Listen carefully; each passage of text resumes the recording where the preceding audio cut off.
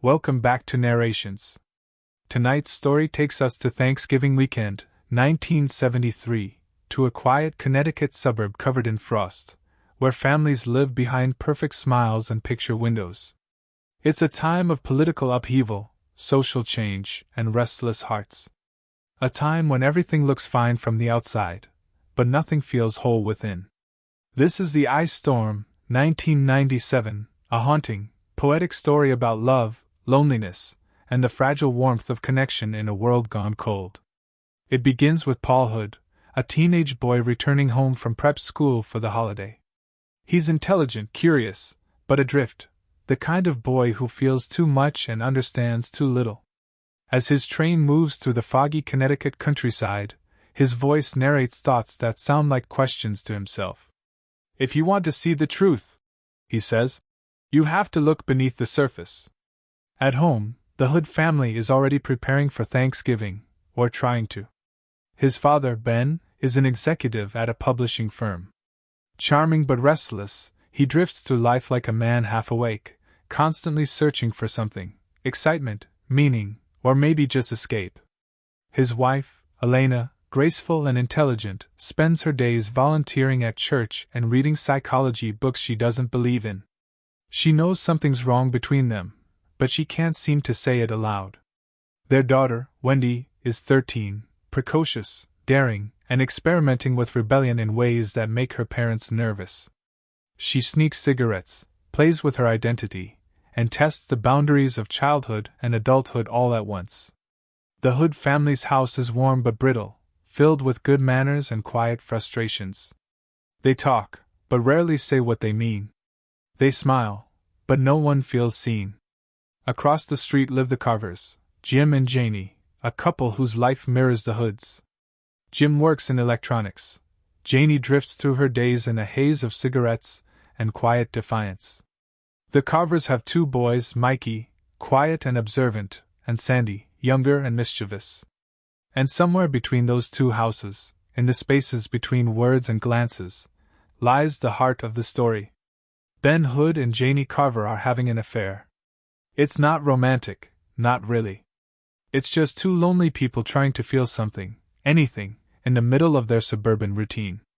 They meet in cars, in parking lots, sharing moments that are supposed to mean nothing. But even nothing has consequences. Meanwhile, Elena senses the distance growing. She doesn't have proof, but she feels it, in the way Ben looks at her, in the silence after dinner, in the words he doesn't say. Her loneliness pushes her towards small acts of rebellion: stealing lipstick from a store, joining a neighborhood Bible study, testing the line between propriety and honesty. On Thanksgiving Day, the Hoods gather for dinner. The turkey is overcooked, the cranberry sauce is canned, and the conversation drifts awkwardly between politics and small talk. Ben tries to make jokes. No one laughs. Elena asks about the Watergate hearings, trying to sound engaged, but her voice trembles.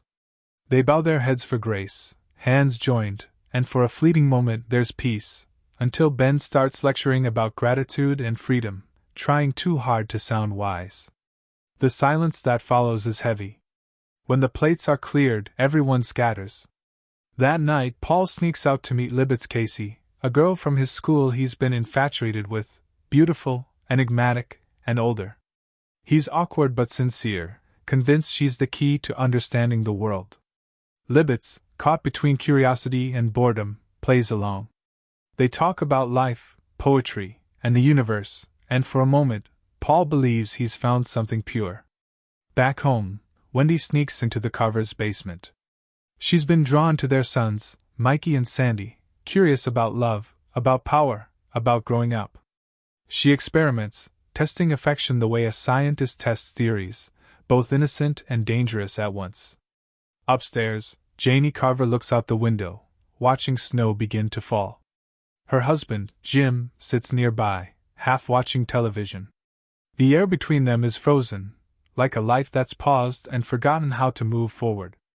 Later that weekend, Janie invites Elena to a neighborhood party, a tea party, the kind of suburban experiment in freedom that's both thrilling and tragic.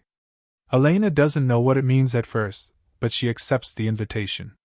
Something in her wants to see what happens when all the rules fall away. That night, the streets glisten with ice, the beginning of the storm.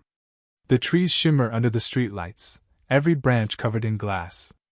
It's beautiful and deadly, like the world itself has decided to hold its breath.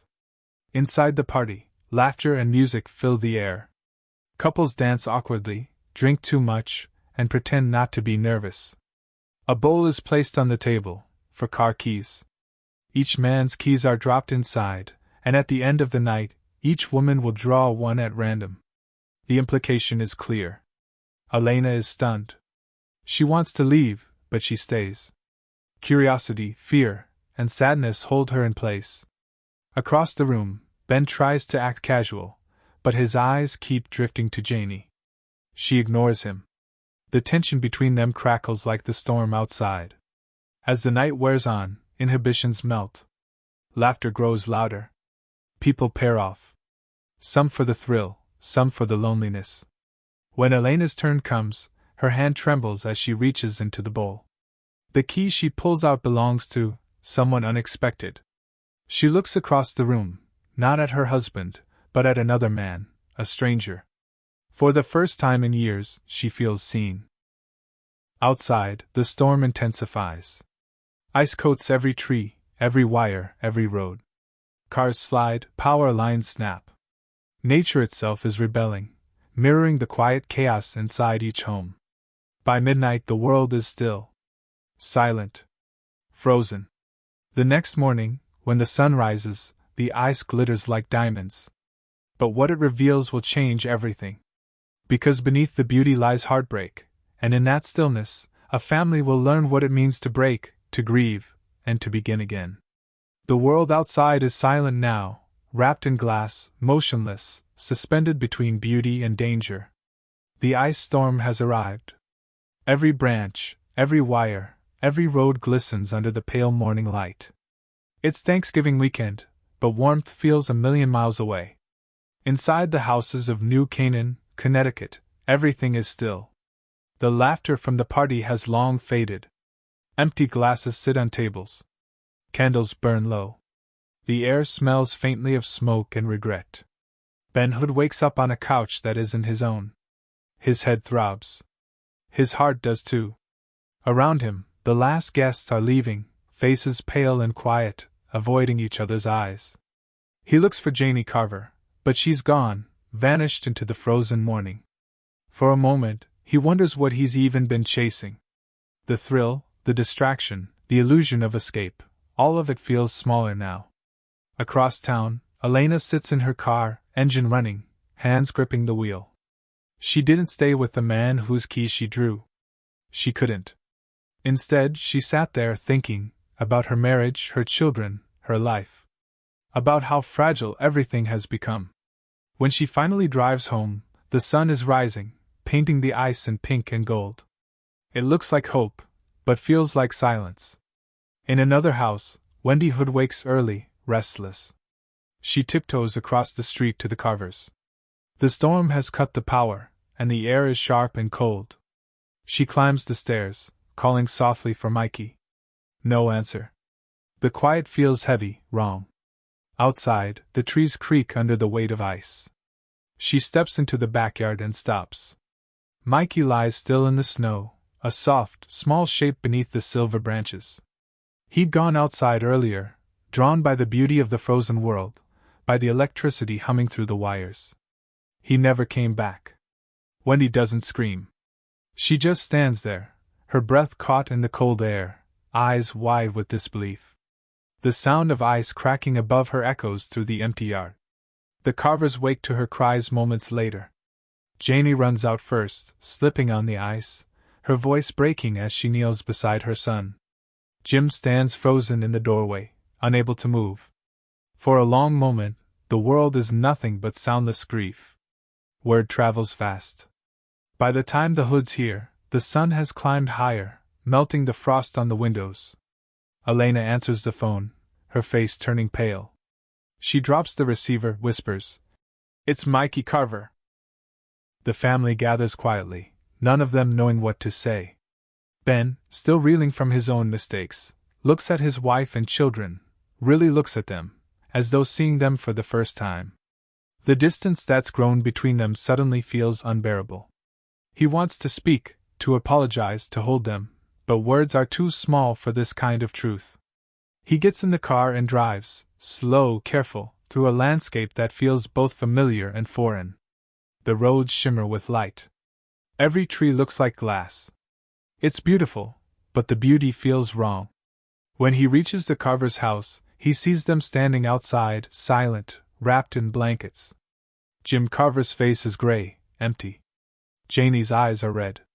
Ben steps out of his car, unsure of what he'll say, but it doesn't matter. There's nothing to say. He just walks forward and stands beside them. They don't speak. They don't need to.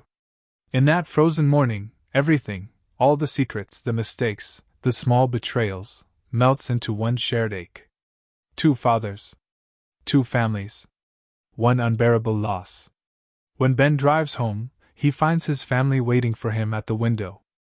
Elena meets his eyes, and though she knows the truth of what he's done, she sees something different now, not the selfishness, but the sadness. She opens the door. He walks in. No words. Just the quiet sound of his keys dropping on the table. They gather in the living room, sitting close without speaking. Outside, the world slowly begins to thaw. Water drips from the eaves, from the branches, from the telephone wires. The storm is over. Ben looks at his son Paul, who's still in shock from the news. He wants to tell him something wise, something to make sense of it all, but he can't. Instead, he reaches out and puts his hand on Paul's shoulder, a small gesture, but for the first time, it feels like connection. Later that day, Paul boards a train back to school. As the train moves through the bright, melting countryside, he looks out the window, lost in thought. His narration returns, quiet and reflective. "It's a strange thing," he says. "When the ice melts, you're left with the mess beneath it. But if you look closely, you realize, even the mess is part of the beauty." Back in New Canaan, the Hoods sit together at the breakfast table, the house still dim. Elena pours coffee. Ben watches his children, not as figures in a perfect life, but as people, fragile, complicated, alive. The silence between them is no longer empty. It's full of forgiveness, of recognition, of something close to grace. Outside, the last shards of ice fall from the trees, tinkling like glass. The world begins to breathe again.